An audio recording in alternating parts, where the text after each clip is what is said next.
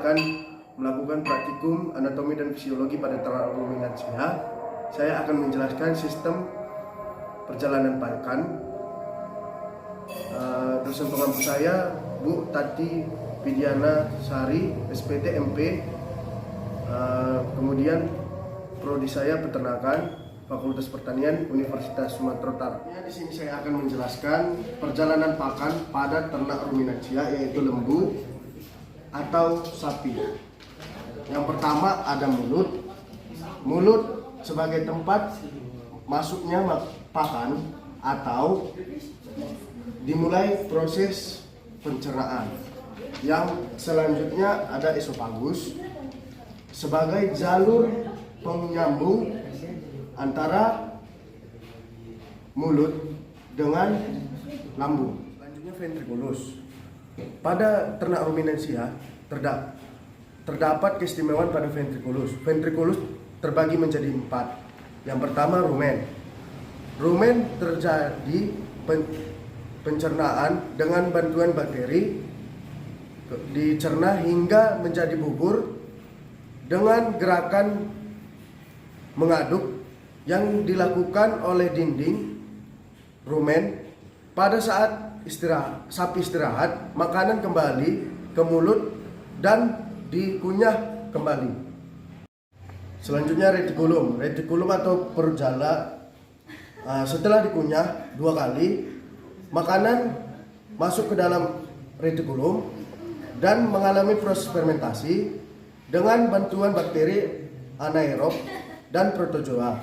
Di sini yang juga terjadi proses absorpsi, yaitu penyaringan benda-benda asing yang masuk. Selanjutnya omasum atau seperti lembaran-lembaran. Fungsinya makanan dicerna dengan bantuan enzim pencernaan. Selanjutnya makanan masuk ke dalam abomasum. Abomasum fungsinya makanan dicerna kembali menggunakan asam klorida. Asam klorida membantu mengaktifkan enzim peptinogen untuk melakukan proses pencernaan. Mau tau nggak ini satu-satu sih, Grace? Setelah pakan masuk ke ventriculus, maka akan masuk ke intestinum teneu. Intestinum teneu terbagi menjadi 3. Pertama duodenum, jejunum, sama ileum. Makanan dicerna dengan bantuan enzim yang dihasilkan usus halus sendiri. Pada tahap ini, makanan lebih halus. Setelah pakan masuk ke intestinum teneu, kemudian pakan ke intestinum crassum. Intestinum crassum terdiri dari cecum, kolon, rektum, anus.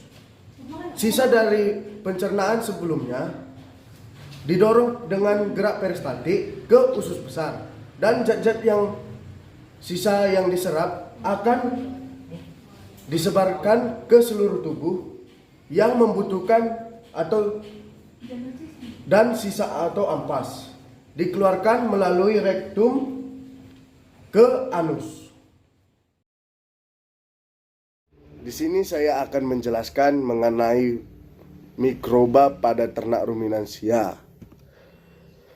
Yang pertama ada Ruminococcus albus, bentuknya bulat, termasuk bakteri selulotik yang dimana mempunyai kemampuan untuk memecah selulosa.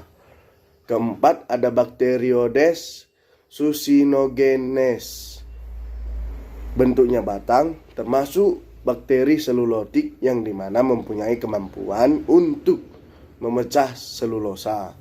Yang ketiga ada Bacteroides ruminicola atau bakteri proteolitik, mempunyai kemampuan untuk memecah protein, asam amino, dan peptida lain menjadi amonia. Keempat Selenomonas ruminatium atau bakteri proteolitik, mempunyai kemampuan untuk memecah protein, asam amino, dan peptida lain menjadi amonia.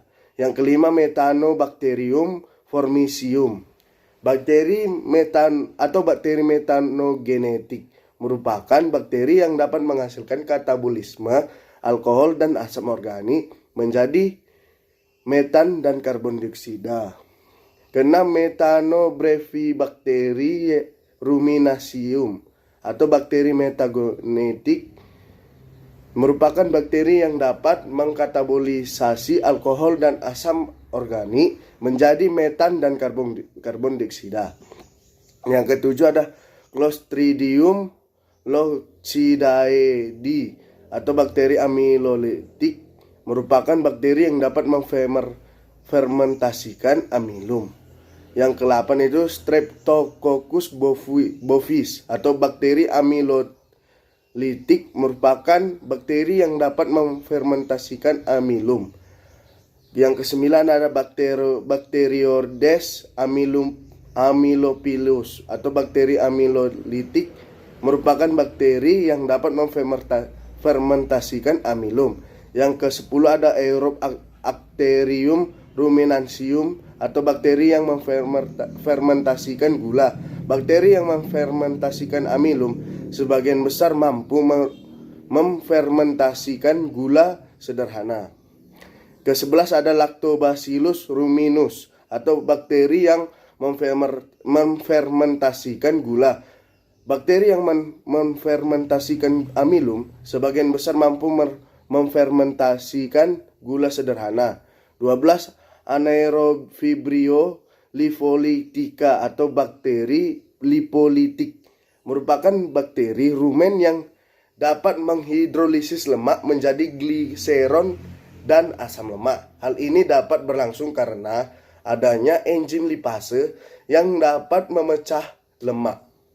Yang ke-13 ada Veillonella alcalenscens atau bakteri lipolitik merupakan bakteri rumen yang dapat menghidrolisis lemak menjadi gliseron dan asam lemak.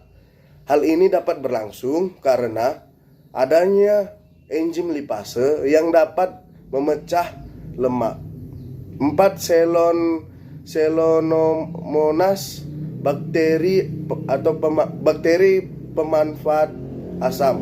Yang ke-15 ada Veillonella alcalescens atau bakteri pemanfaat asam.